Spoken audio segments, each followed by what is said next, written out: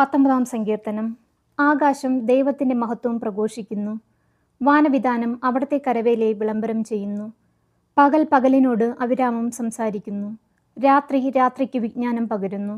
ഭാഷണമില്ല, വാക്കുകളില്ല, ശബ്ദം പോലും കേൾക്കാനില്ല. എന്നിട്ടും അവയുടെ സ്വരം ഭൂമിയിലെങ്ങും വ്യാപിക്കുന്നു. അവയുടെ വാക്കുകൾ ലോകത്തിൻ്റെ അതിർത്തിയോളം എത്തുന്നു. അവിടെ സൂര്യന് ഒരു കൂടാരം അവിടുന്ന് നിർമ്മിച്ചിരിക്കുന്നു. മണവറയിൽ നിന്ന് മണവാളൻ എന്ന പോലെ സൂര്യൻ അതിൽ നിന്ന് പുറത്തു വരുന്നു.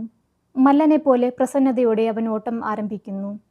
ആകാശത്തിൻ്റെ ഒരറ്റത്ത് അവൻ ഉദിക്കുന്നു, മറ്റേ അറ്റത്ത് അവൻ്റെ അയനം പൂർത്തിയാകുന്നു.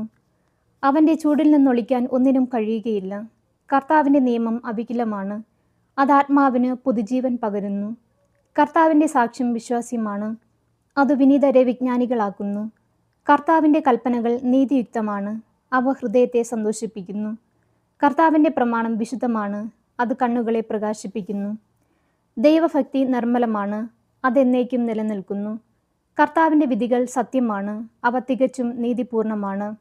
അവ പൊന്നിനെയും തങ്കത്തെയുംകാൾ അഭികാമ്യമാണ്, അവ തേനിനെയും തേൻകട്ടിയേക്കാൾ മധുരമാണ്. അവ തന്നെയാണ് ഈ ദാസനെ പ്രബോധിപ്പിക്കുന്നത്, അവ പാലിക്കുന്നവന് വലിയ സമ്മാനം ലഭിക്കും. എന്നാൽ സ്വന്തം തെറ്റുകൾ മനസ്സിലാക്കാൻ ആർക്ക് കഴിയും? അറിയാതെ പറ്റുന്ന വീഴ്ചകളിൽ നിന്ന് എന്നെ ശുദ്ധീകരിക്കണമേ. ബോധപൂർവം ചെയ്യുന്ന തെറ്റുകളിൽ നിന്ന് ഈ ദാസനെ കാത്തുകൊള്ളണമേ. അവ എന്നിൽ ആധിപത്യം ഉറപ്പിക്കാതിരിക്കട്ടെ, അപ്പോൾ ഞാൻ നിർമ്മലനായിരിക്കും. മഹാ അപരാധങ്ങളിൽ നിന്ന് ഞാൻ വിമുക്തനായിരിക്കും. എൻ്റെ അപേക്ഷയിലെയും വിമോചകനുമായ കർത്താവേ, എൻ്റെ അധരങ്ങളിലെ വാക്കുകളും ഹൃദയത്തിലെ വിചാരങ്ങളും അങ്ങയുടെ ദൃഷ്ടിയിൽ സ്വീകാര്യമായിരിക്കും.